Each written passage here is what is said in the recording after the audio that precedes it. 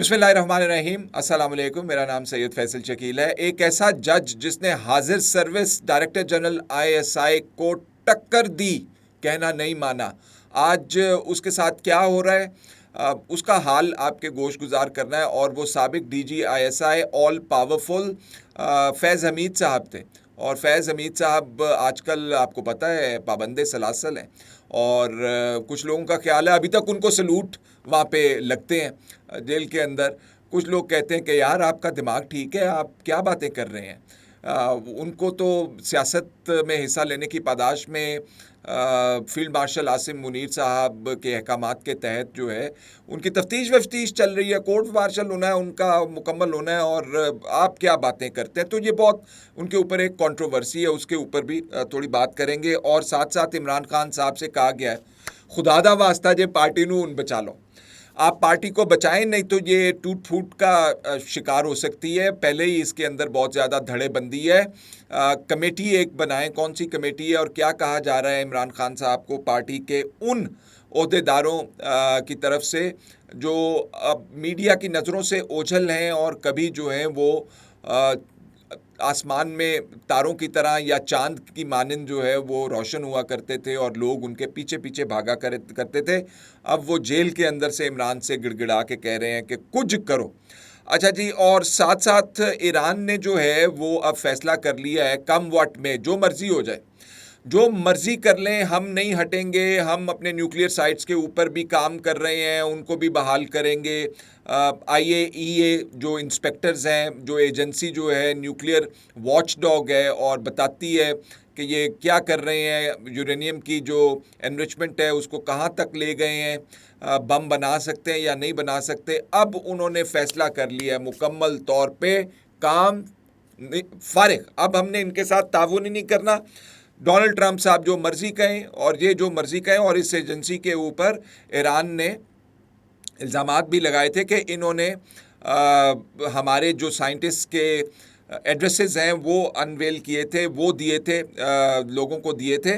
और इसके हवाले से, ईरान के हवाले से एक और मैं आपको अच्छी ताज़ा तरीन ख़बर जो है भड़कती हुई दे दूं। चाइना और ईरान का जो कॉपरेशन है, अब वो कह रहे हैं कि वो जहाज़ ख़रीदेंगे जिन जहाज़ों से पाकिस्तान ने इंडिया के जहाज़ों को मच्छरों की तरह फ़िज़ा में से मार गिराया था। और आज तक उसके ऊपर भारत जो है वो खिफत का शिकार है और मानता नहीं है। अच्छा जी, अब आ जाएं, आप पहले ज़रा उन जज साहब के हवाले से बात कर लेते हैं और उन साबिक जर्नैल साहब के हवाले से बात कर लेते हैं जो बतौर DGISI उस वक्त के आर्मी चीफ जनरल बाजवा साहब से भी मत्था लगाने की गलती उन्होंने की थी।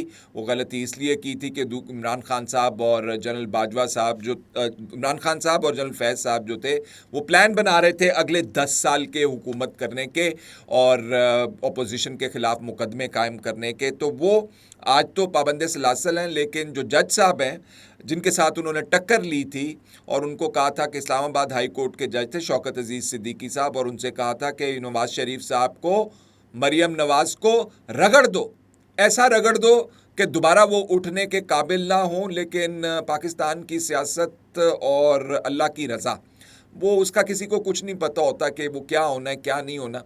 तो उन जज साहब को अभी एक ओहदा दिया गया है और उस ओहदा मिलने के बाद उनके ख़िलाफ़ ट्वीट्स होना शुरू हो गई हैं कि ये जो थे नवाज़ शरीफ साहब के बड़े काम करने वाले थे और नवाज़ शरीफ साहब के लिए ये काम करते थे, इसलिए इन्होंने जो है वो सारा कुछ किया और अब ये जो है नवाजे जा रहे हैं, ये देखें ये हो गया वो हो गया फ़लाँ हो गया। अच्छा, तो गुजारिश ये है कि शौकत अज़ीज़ सिद्दीकी साहब को जो लोग जानते हैं, जिन लोगों ने इस तमाम एपिसोड को कवर किया, जिन लोगों ने फैज़ हमीद साहब की ये तमाम तर भागनियाँ दौड़नियाँ और इस्लामाबाद हाई कोर्ट के अंदर जजों को कहना कि फ़ैसले हमारे मर्ज़ी के मुताबिक करें, कवर किए, उन्हें बड़ी अच्छी तरह पता है कि जो शौकत अज़ीज़ सिद्दीकी साहब के साथ हुआ वो फिर दुनिया ने देखा। उनको नौकरी से भी निकाल दिया गया।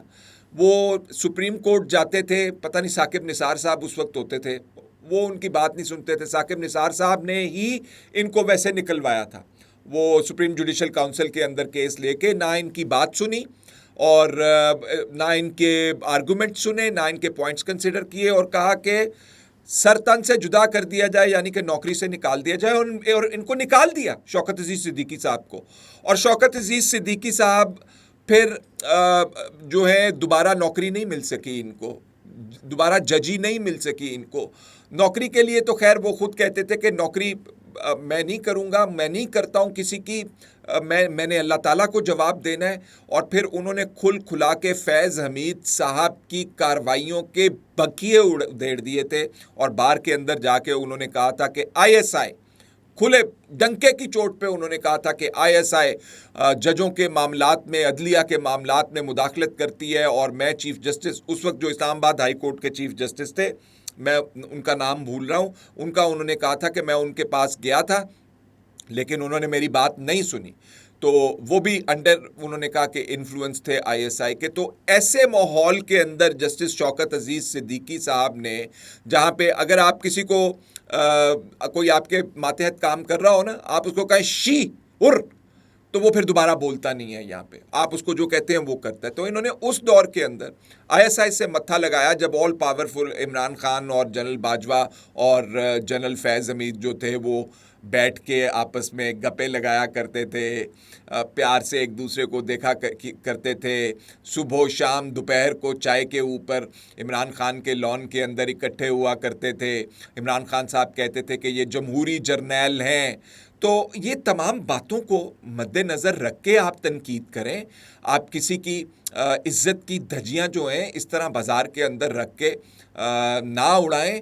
आपके पास एक प्लेटफॉर्म है, सोशल मीडिया के प्लेटफॉर्म्स आप लोगों के पास हैं, मेरा ख्याल है कि उनका इस्तेमाल बेहतर तरीके से किया जाना चाहिए, ना कि जो भी सामने आ गया इसको उड़ा दो, उसको उड़ा दो, उसको उड़ा दो। अच्छा, आप वो थोड़ा सा जनरल फैज़ हमीद साहब के हवाले से, वो कुछ लोग तो कहते हैं कि उन्हें बड़ी आसाइशें हासिल हैं जनरल फैज़ हमीद साहब को अंदर जेल के अंदर। वो ऐसी जेल थोड़ी है जैसी दूसरी जेलें होती हैं। वैसे तो जो सियासी असीर हैं या जो जेलों के अंदर हैं उनसे भी कहा जाता है कि उनसे नरमी का सलूक किया जाता है, लेकिन उनके बारे में तो कहा जाता है कि यार इन्होंने सलूट भी बचते हैं। मेरे पास ऐसी कोई इतला नहीं है। जो कहने वाले हैं वो कह रहे हैं कि जी ये ऐसे होता है, वैसे होता है। वैसे जनरल फैज़ हमीद साहब के हवाले से कोई फैसला तो आना चाहिए ना जी, कि उनका करना क्या है, कि उनको अंदर ही रख के बिठा के अभी मीडिया की नज़रों से दूर रख के, पर जब मुनासिब वक्त आने के ऊपर कुछ अहम फैसले उनके हवाले से करने हैं, तो मेरा ख्याल है कि कानून के मुताबिक चीज़ें की जाएं तो बेहतर होगा। लीजिए अब आ जाएं आप ईरान के हवाले से। ईरान ने तो छिका मारा बहुत ज़ोर से, और उन्होंने कहा है कि हम IAEA को नहीं आने देंगे।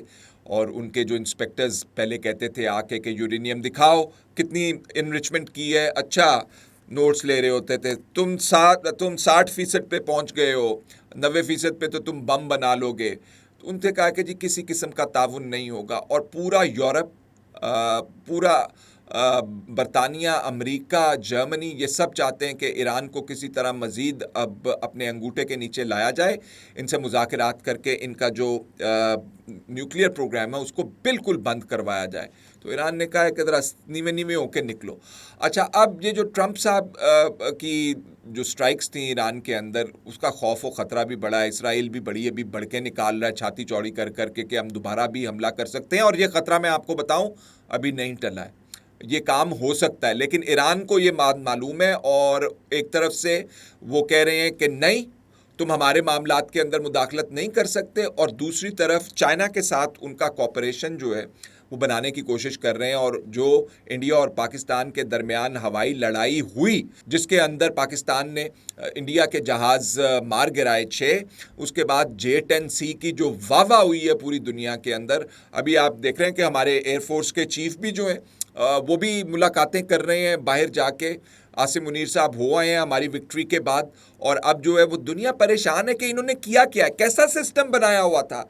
सारा कुछ नज़र आ रहा था इनको। 200 किलोमीटर दूर से इन्होंने मिसाइल मारा है इनके जहाज़ों ने, और हमारे जहाज़ जो है वो उठा करके ज़मीन को आके लगे हैं। तो ये क्या सिस्टम क्रिएट किया पाकिस्तान ने, दुनिया परेशान है। तो ईरान जो है अब चाइना के पीछे है और कह रहा है कि जी हमें J-10Cs वो मार के वाले जहाज दें जो पाकिस्तान ने इंडिया के खिलाफ इस्तेमाल किए थे और इंडिया का बेड़ा गर्क किया था। तो अब इसके ऊपर जो ट्वीट्स हैं वो कह रही हैं कि जी ये एडवांस स्टेज के ऊपर मामला पहुंच गया और 40 के करीब नए ताज़ा तरीन खुशबूदार J-10Cs हवाले किए जाएंगे ईरान के, जिसके बाद नेतन्याहू साहब को लग पता जाएगा और मज़ा बहुत आएगा। वैसे तो कहा जा रहा है कि उन्हें पहले भी बहुत मज़ा आया जिस किस्म की उनके खिलाफ ईरान ने कार्रवाई की है, पोर्ट्स उनके तबाह कर दिए, शहरों के अंदर उनको मलिया मेट कर दिया, हेडक्वार्टर्स मोसाद के ये कहा जा रहा है कि बहुत ज़्यादा नुकसान पहुंचाया, जिसकी वजह से अमेरिका को हमला करना पड़ा ईरान के ऊपर।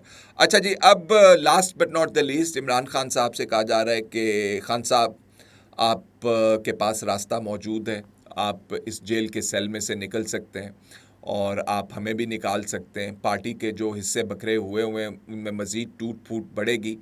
आप प्लीज़ एक कमेटी बनाइए जो हुकूमत से बातचीत करे, जो इदारों से बातचीत करे, और जब हम इदारों की बात करते हैं तो वो इस्टेब्लिशमेंट की बात होती है, वो इस्टेब्लिशमेंट से बात करने की बात होती है। तो उन कहते हैं कि जी मल्टी फैसेटेड, मल्टी प्रोंग्ड, यानी कि दो तरफ़ा, तीन तरफ़ा, जितने भी तरफ़ा आप बातचीत करना चाहते हैं, गुफ्तो शनीद करना चाहते हैं, मुज़ाकरात करना चाहते हैं, वो आप करें। पार्टी को कॉर्नर में से निकालें। पार्टी का बहुत नुकसान हो रहा है, पार्टी को सीटें भी नहीं मिली, पार्टी की सुनवाई भी नहीं हो रही, आपके केसों की सुनवाई भी नहीं हो रही। कहने का उनका यही मतलब है कि अब हमारे साथ भी बहुत हो गई है, बहुत हमने गल सड़ लिया है, कितनी देर हमने और जेलों के अंदर रहना है। तो तरीका नतीजा जो है वो बातचीत से ही निकलेगा। और आपको बात पता है कि शहबाज शरीफ साहब ने इनको ऑफ़र की थी कि बैरिस्टर गौहर साहब को, बैरिस्टर गौहर साहब अब आप क्या कह रहे हैं वो अहम सुनने वाली बात है। बैरिस्टर गौहर साहब कह रहे हैं कि जी वो मेरे पास ख़त तो आया है, और ख़त जो है वो शाह महमूद कुरैशी साहब हैं, महमूद रशीद साहब हैं, उसके अलावा डॉक्टर यास्मीन राशिद साहिबा हैं, उनके अलावा सरफराज चीमा साहब हैं जिन्होंने ये ख़त लिखा है, और ये सारे अंदर हैं, आपको पता है। उन्होंने कहा है कि इमरान खान साहब कमेटी बना दें। तो अब बैरिस्टर गौहर साहब कहते हैं कि ख़त तो ठीक है, लेकिन इमरान खान साहब ने पहले जो पोजीशन ली हुई है वो कहते हैं कि मुज़ाकरात करने नहीं हैं। अब क्या होगा? बैरिस्टर गौहर साहब मना पाएंगे जब पार्टी के अंदर बहुत बड़े बड़े हॉक्स बैठे हुए हैं जो कहते हैं कि खान साहब डटे रहें, खान साहब कोई पास ना आने पाए आपके, हम आपको बताएंगे कि आपने कैसे लड़ना है, जेल के अंदर से लड़ें, अवाम आपके साथ हैं, और आप बहा के ले जाएंगे। तो वो बहा बुहा अभी तक तो कुछ नहीं, पहले भी काफ़ी सारी कोशिशें हो चुकी हैं। तो पार्टी के अंदर से अब लोग कह रहे हैं जो जेल्ड हैं और बड़े बड़े स्टालबॉट्स हैं ये पार्टी के, खान साहब रास्ता बातचीत का अपनाएं। फ़िलहाल इतना ही, इजाज़त दीजिए, अल्लाह हाफ़िज़।